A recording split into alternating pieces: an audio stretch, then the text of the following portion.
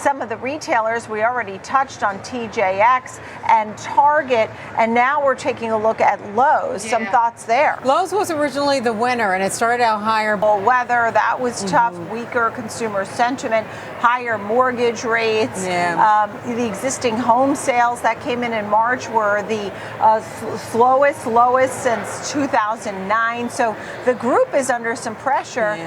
Home Depot, I felt like they gave us a little bit worse of a picture than Lowe's did.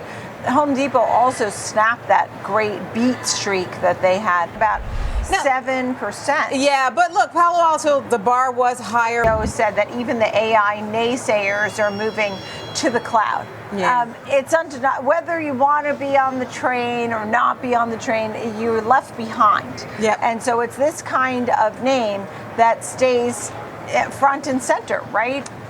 Yeah, I mean, look, it is push with the outperform and just being really positive, talking about the strong deal flow for cloud penetration and the platformization transition year for Palo Alto. So that was some positive note there. Outperform with a 225 rating. Last but not least, what's going on with United Health? It's been, what, a month? I know. I mean, and more difficulty when had a little love only to see. I mean, it's still up over 3% this week, but sold off. I mean, it's just a terrible picture. It did. And just to add to that, so they're saying, so what? Nardini, multi-asset strategist, portfolio manager at Simplify. I was sort of paraphrasing, saying choppy waters, how do you navigate? I think you said bumpy road, but summer may not be so easy.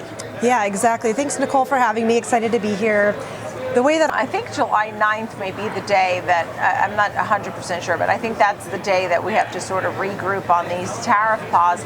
And you know, could that mean some extreme selling or extreme buying? I mean, no one knows, right? Yeah, every day it seems like we come in and it's a coin toss. Volatility over the many years, but in this case, we just, you know, it's sort of ongoing uncertainty. And so what's the strategy here now?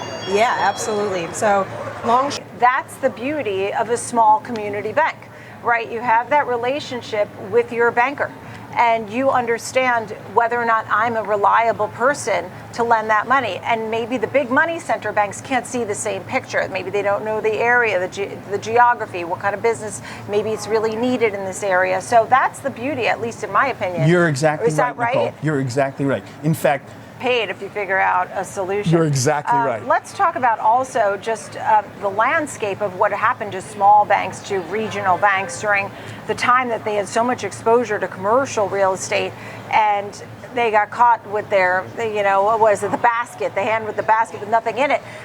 You know, we saw many of those smaller banks fold. Are there too many still small banks, regional banks, community banks?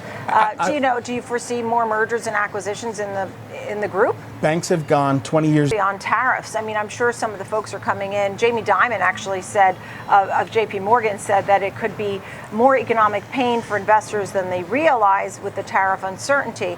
At the same time, you know, you don't know which way it's going to go. You know, do you have a final thought on that? Earnings that are due out this afternoon. Zoom Communications.